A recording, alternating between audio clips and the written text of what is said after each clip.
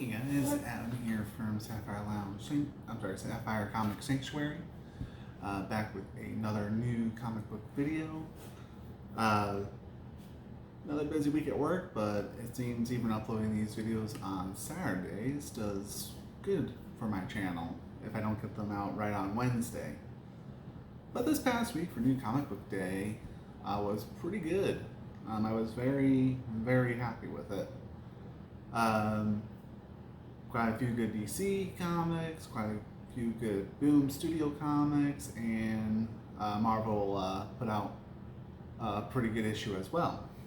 But anyways, let me show you what I pulled for this week and kind of go over what I thought about them. So, starting off with DC Black Label, we have Wonder Woman Dead Earth, book 4 of 4. This is the exciting conclusion to the Wonder Woman Dead Earth run, and it was a pretty good conclusion to the story. We learned just how powerful Diana is in this alternate universe, and her goals and missions to try to help her sisters who have been transformed into these horrible, horrible monsters.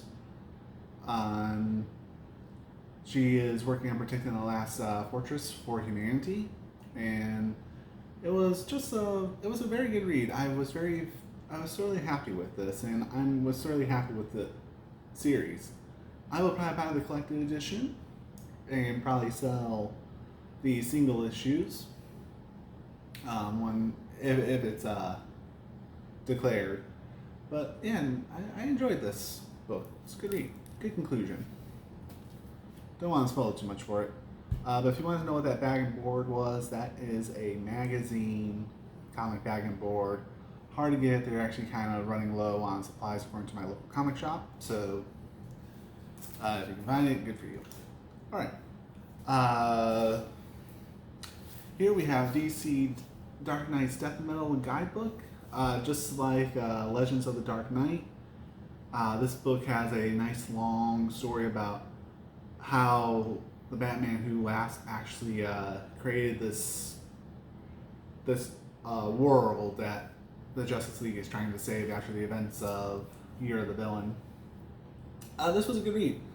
For the mini stories that were in here, there was a lot that I had questions about and was actually explained thoroughly how everything became what it became.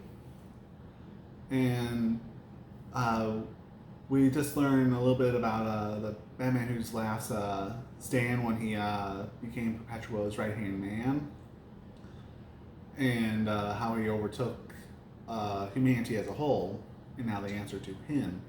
We also learned why the other heroes were imprisoned.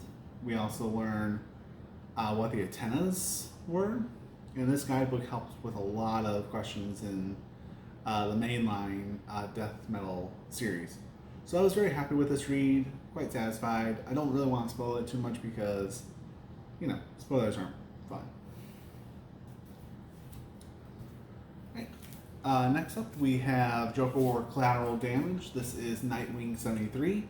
In this book we pick up from where we left off in Nightwing 72, where Barbara Gordon got her butt kicked by Punchline, and now she's in a steel cage match against Nightwing. And Barbara's mission is trying to get Nightwing to remember that he is not Diggy Boy, as the Joker named him, that he is instead, and he's not Rick Grayson, that he is Dick Grayson. So she tries and tries and tries to get through to him, and one thing leads to another, and the ending of this book has me a little bit concerned. But Nightwing has been a good read ever since I started reading it about issue 70. Fantastic story going on in here. Really hoping that we get rather Dick Grayson back. That'd be nice. Next up we have Justice League number 51. This is part 1 of the Garden of Mercy.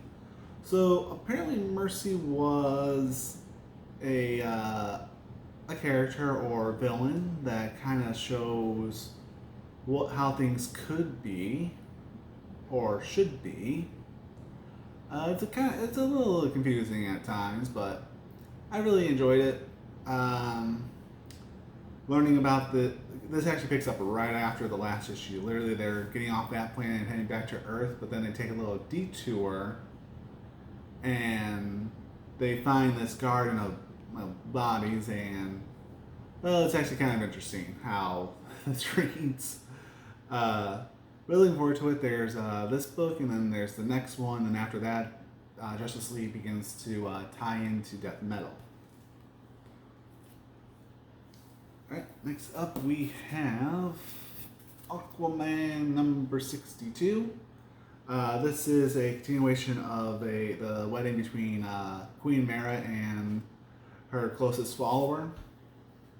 And basically what we learn here is we meet up with an Atlantean who was born on the land, doesn't know anything about about underwater, and we learn that Black Manta is actually his dad. I think that was revealed in the last book. And we also meet Grandpa, and that was an interesting twist. I haven't read Aquaman. I picked it up at issue 56, so I don't understand the whole Black Manta, other than I know that he's like the main villain for Aquaman. So this was a pretty good read. They're trying to stop a war, but a war does begin. And it was an interesting read, I can say. Don't want to spoil too much of it, but really nice. Onwards to Catwoman 24, this beautiful variant cover that I got. My entire Catwoman collection is all variants. So this one is how picks up from after Catwoman met up with that gigantic Black Panther in the previous book, and learns more about the people's struggles with the drug dealer Snowblind. I already forgot his name. That's how forgettable a villain he is. She's on a quest of fetching a diamond that's worth quite a bit of money. And she's also Snowflame. Snowflame is the villain's name. And she intercepts Snowflame's men, and his powers are literally from cocaine. It was a funny read, very 90s Catwoman, very fun read. It was a good 2-part miniseries, and Catwoman 25 goes into Joker War. But I like this book. I thought it was pretty good. Really liked what they did with it, and all the characters, good conclusion. Learning that Catwoman's not 100% a thief, but nonetheless a good read. Alright, to the first of DC's canceled titles on the last issue. This last issue is Harley Quinn 75.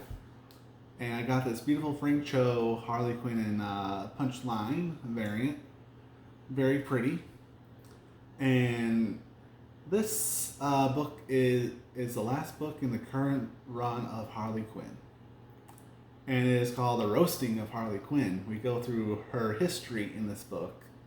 Learn some of and the writing was just funny as hell, is what I can say. And we actually kind of learn that things were going so good for Harley back when she was a child, that we learned in this book. But nonetheless, she's we also learn what happened to her after she got her throat slit in Batman 92 by Punch. Was it Batman 92? No, it was Batman 93. I think she got her throat slit. So we learn more about that. And this wasn't the strongest conclusion to Harley Quinn's comic book series, but nonetheless, I enjoyed it. Good read. Alright, next up we have Batman 97. Here we continue learning about continue on in Joker War. Here the Batman is fighting a bunch of villains. a bunch of people in the Monarch Theater while Joker is taunting him, and Batman be tripping. He's tripping for people that aren't actually there. So we see what's going on. We learn about we start to learn more about Joker's grand plan with this chemical, and there's a really cool panel in here with Punchline where she has that crazy ass grin on her face, saying, "I love being effing rich." It was such a good artwork. Wonderful story here. Joker War has been strong, and I am looking forward to these next 3 as Joker War really ramps up. So, good read. Don't want to spoil too much about it, but good read nonetheless. All right. So I have a runner-up to pick of the week, and that is going to be Marvel's Thor, number 6. This was a what the hell is happening book. Here we see the fight between Thor, Galactus, and Black Winter, and there are so many twists and turns. There is not a lot I can say about this book without spoiling it because it was just that crazy. I wasn't too sure about Thor for 3 issues in, but I'm glad I've been sticking with it. It seems to be paving the path forward for possibly Marvel Comics' future, and maybe some new movie ideals that the MCU could do. I can't say much about this book without spoiling it. All I can say is this was runner-up for pick of the week. Now for my pick of the week. It's one book, but I got 2 covers for it. And my pick of the week goes to Power Rangers Draken New Dawn. So this I got the regular Type A cover, and I got the foil variant. So let's talk about my pick of the week. So Draken New Dawn picks up shortly after the events of Power Rangers Ranger Slayer one-shot, where Kimberly has ascended the throne of Lord Draken, and she is now the new Draken, sort of. And they refer to her as Queen Ranger Slayer.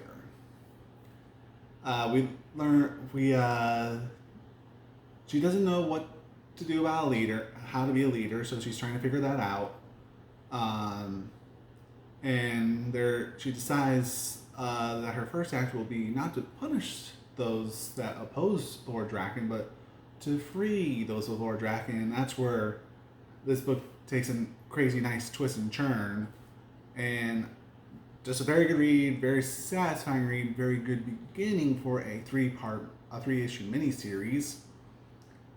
Really looking forward to what these next couple books pick and how this might actually define the future of Power Rangers in the comics world. Absolutely enjoyed it, loved it, spoke to my soul, and this is a great read overall. Anyways, guys, those are the polls for this new comic book day from this past Wednesday. What's today? 22nd, 21st, 20th. Wednesday, August 19th or 18th for New Comic Book Day Wednesday. Good picks this week. DC keeps throwing out awesome books left and right, even though there's a lot more chaos than there is peace right now going on at DC with all the layoffs and all the series cancellations and figuring out, are they actually rebooting the entire DC universe to write new versions of these characters? I guess we'll have to wait and find out. But nonetheless, guys, thank you so much for watching. If you like this video, leave a comment down below. What did you pull for this week? What did you like? What didn't you like? Give this video a like. It does help me with the YouTube algorithm. Of course, if you didn't like it, you can hit the dislike button. Feel free to subscribe to my channel for knowing about all the videos that I upload to it. And if you want to be first to my videos, go ahead and hit that notification bell in the upper right hand corner. That also helps too. Anyways, guys, hope you're staying safe. And you all have a good rest of your weekend and week. Talk to you guys next weekend. Bye bye.